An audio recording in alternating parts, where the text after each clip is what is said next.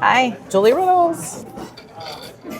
Coastal Coffee Roasters, because I love their coffee. And if you haven't been here, y'all should go try them out. Okay, but while I'm sitting here, I have to have a great conversation. So I'm going to let the people that I am interviewing, I'm going to let them introduce themselves and tell you what they do. My name's Nora Ennis, and I am one of the owners of Cabbie Rowe. Hi, my name's Maddie. I am also one of the owners of Cabbie Rowe. You have to tell us what Cabbie Rowe is. Okay. So Cabbie Rowe are my granddaughters. We wanted to start Cabbie Rowe kind of because we've never really been in a same place in our life where we could do it together. Because for people that are watching, they don't know your relationship. Okay. Mother, daughter. Yes. Okay. So we've never really been in a point in our lives at the same time where we can do this together, but we've always wanted to.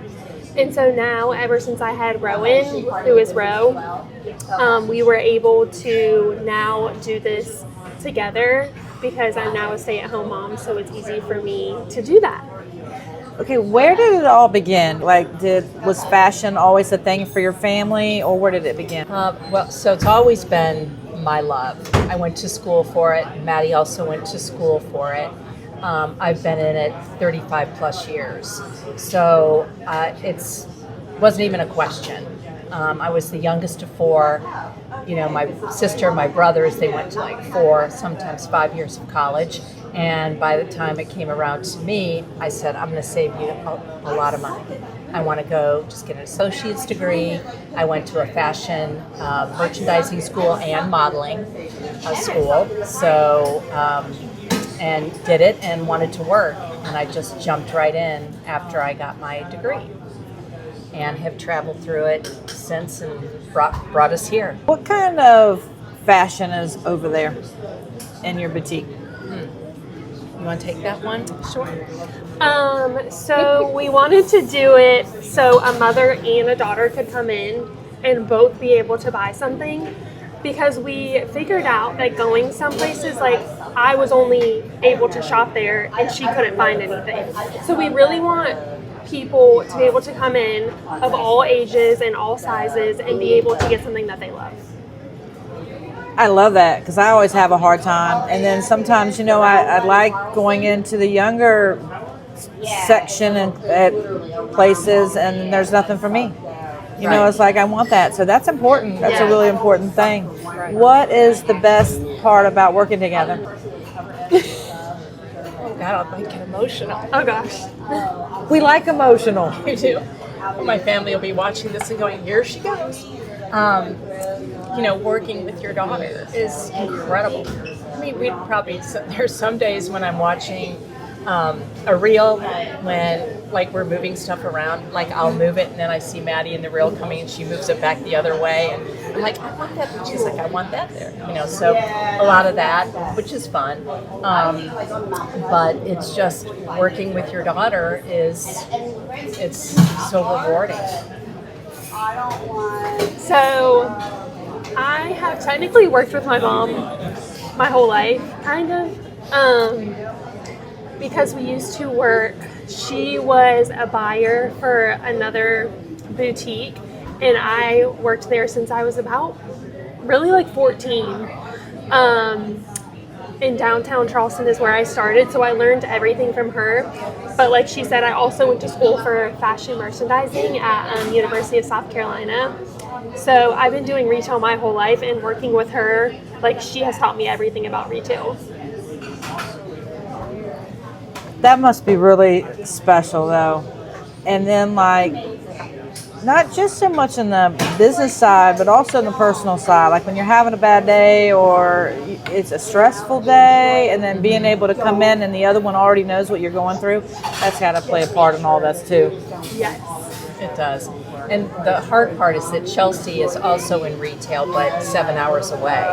So Who is that's the other daughter. That's the other daughter. Sorry. my sister? Yes. Yes, Chelsea. Yes. But she also started a business in crochet, and I think it was about 5 years she invested into that. and now she's kind of backed away. She is loves to have 3 jobs at the same time child.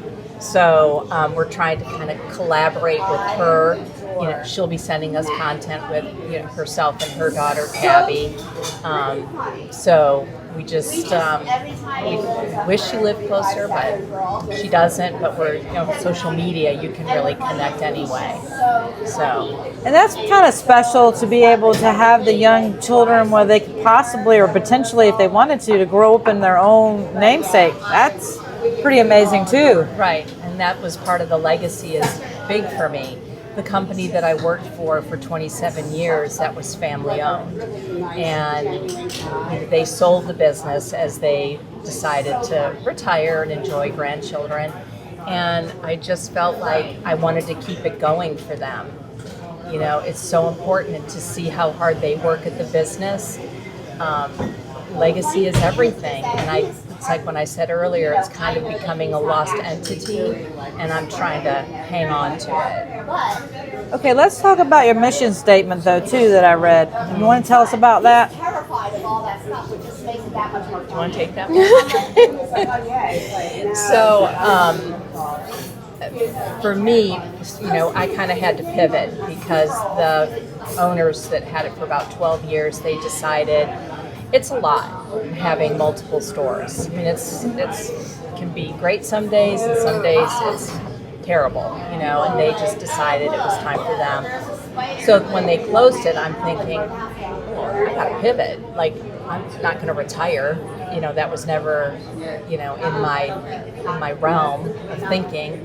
And so I thought, okay, well, I've got to recreate. And Maddie and I started the booth in March.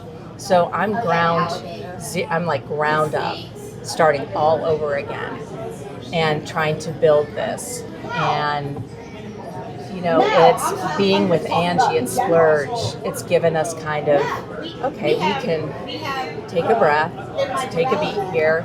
And, it's a vast difference of being a buyer for 6 or 7 clothing stores, and then you're in a booth that you really don't have to be there every day, which is a little challenging for Mom, because when they come in and I want to get in and sell, and Maddie will be like, you want to just take your time, and I'm like, okay, I'll back off. I try to tell her that she doesn't have to be in the fitting rooms with them and all of that, because that's kind of the point of the booth. Some people come here because they don't like to be bothered when they're shopping, but it is hard for her because that's all we've ever known, like our whole lives. You ought to be in the fitting room, you have to be constantly checking on them. So this is definitely like a different kind of thing for us because we're not used to not helping people. Right. Y'all do, speaking of helping people, y'all do personal help styling too? Mm-hmm. How's that work, that process? So we do refresh on your closets. We can do, that's one section, and then we can also do personal styling. Whether you're going on vacation, you have an event or something like that, we will help you pick out your wardrobe. And it doesn't have to be just at our store. We can take you shopping wherever you want to go and do that. And then for the closets, we will come to your house, and you do closets more than me, but you take the closet part. I'll take the closet part. So I'll go Oh my gosh, that sounds like a segment we're going to have. I'm going to have to hire you to come over to do my closet. You'll be going, oh my gosh, how much time do you have? I have all day. Wow. I have all day. It's a fun part of the business.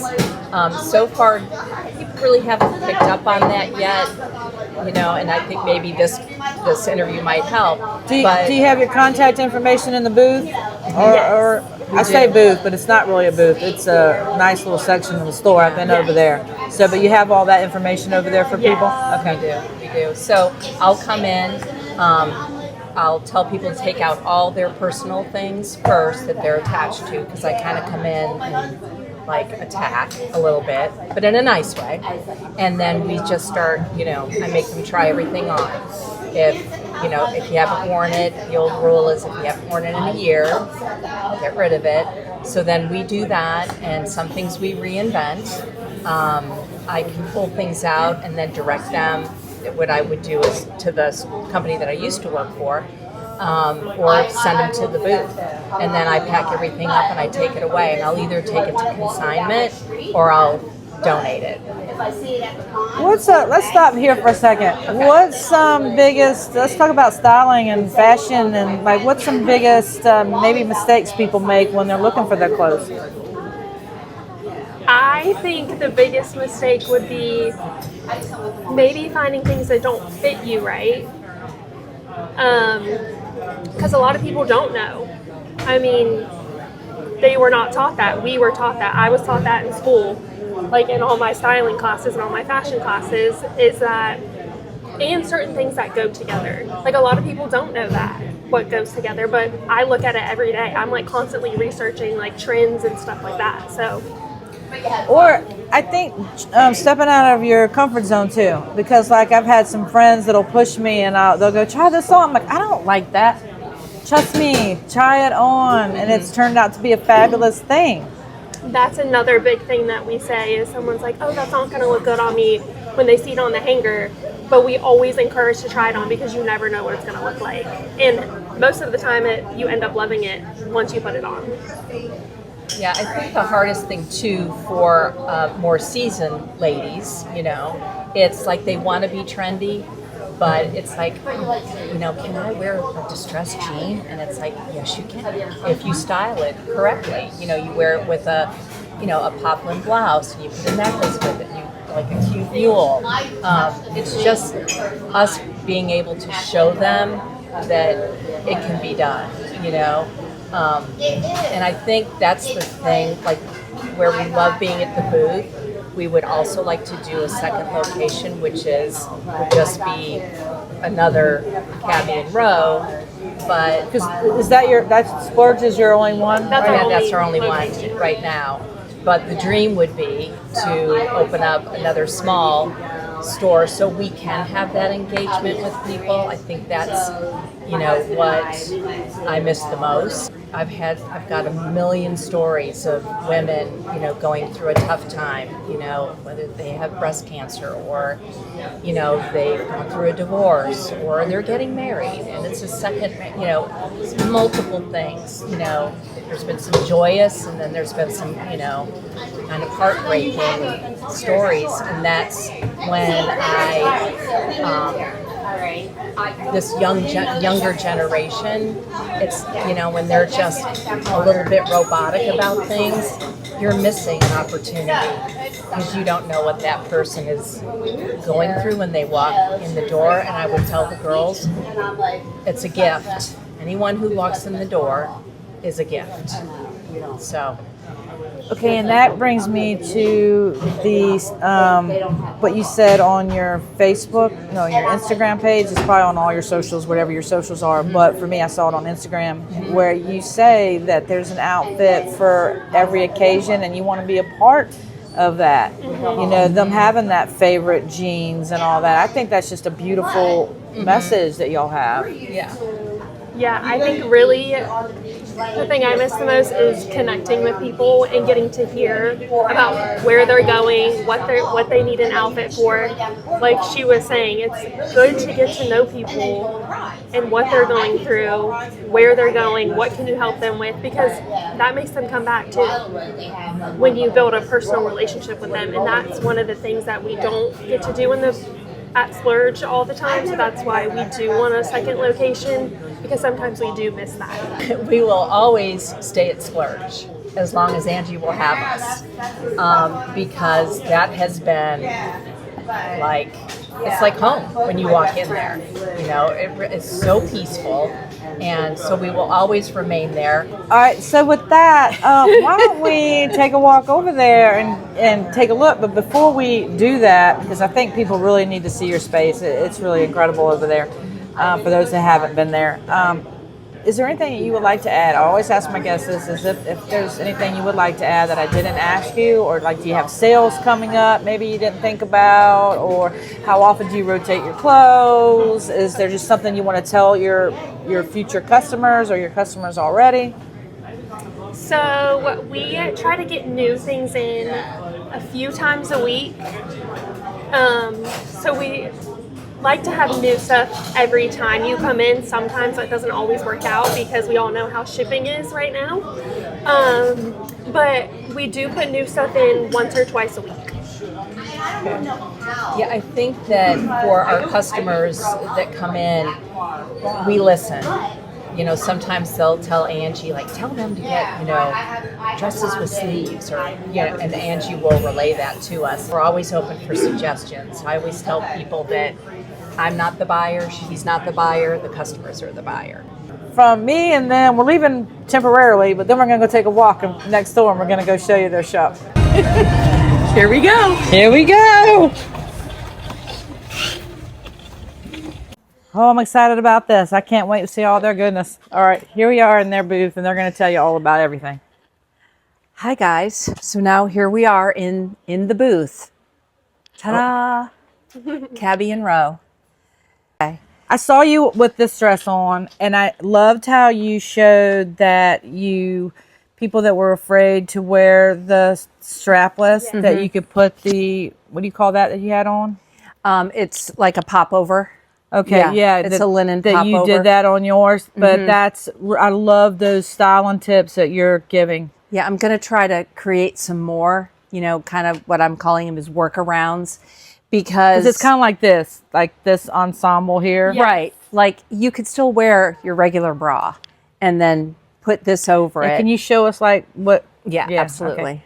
So it looks like that. That's beautiful. Okay, and then we can put that over there. And then you can also, what I was going to do, if they didn't want the popover, you know, and we're transitioning into fall, you could do a denim jacket over it too.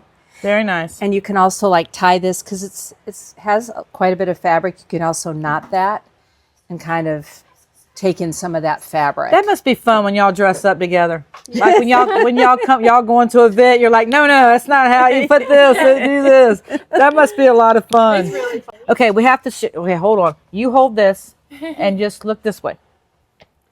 I have these pants. Have to show them all. Can I do a close up? Sure. Not too close. They look so great on you. Right, and because they're over there behind you. For anybody that's interested in those, if I looked good in it, yes, I love those. And then now we're kind of getting into fall, so we're trying to get some transition pieces in here. So this going along with this is sort of the same. We have like a gingham strapless dress, and you can do the same thing with the overlay on this, as she showed you in the video. See, that's that's just fabulous. Like to be able to put your jacket on, and then if you wanted to wear it in a cold summer, a summer night or something. Or you could do like a little sweater and just throw it over your shoulders. Right. With that one. This is like my all-time favorite. I'm wearing it. It's white lavender and the gingham print. This body can be on any age. It's like a staple. It's a staple piece. I love it. The gingham is probably going to start moving soon. Yeah, and this is our funky pant. This is our favorite pant. You might have to try those on. Oh, I like those. Nice. Those look so good on you. Nice. So what are like some staple pieces people should be having? Like, what is the go-to? You always need to own a white basic tee. And then, where's the poplin one? Just white. Just white. Oh, here it is. And this one. And then one of these. That's my uniform in the fall. Because you can wear these in the winter. In the fall, you can wear them under a sweater and pop the collar. And you'll see her in that all the time. Okay. Power of the collar. Who likes to shop more? Me. True. But I think it's actually equal, because then she will call me and be like, so I went to this store today and bought some stuff. And I was like, oh, what'd you? She's like, I've been just shopping all day. But I think it's equal. Where's your inspiration come from? Ooh, that's a good question. A lot of it for me, it comes from kind of following people on social media. There's more and more women putting themselves out there that are 50 plus or 60 plus, and they want to be styled. And so I'm following a couple of different ladies, and I think that inspires me a lot. And that's why I had to push myself to do this interview because it was like, you got to get out there. I'm 60 plus. And it's important because we want to look great. Oh, that's nice. It's very different. That's not, I like different. Yeah. That's nice. But when you put this on, you feel very floaty in this. There's a lot of fabric. It doesn't feel like it. Yeah. It's thin material. So Yeah. it's breathable. What kind of shoes would be pairing with that? Depending on height, you could do just like a flat, like a mule, or you could do like a kitten heel. But going into the fall, you can also do boots. Oh, yes. With that Be- as well. Because, well, you really can't. Nice. And you can also change up the belt. You know, you could take this off and put I like that. a leather belt and like boots that. with that. Yeah, that was. We've got our clear bags. Yes. So we've got a little game day happening. You know, we've got obviously Clemson, Georgia.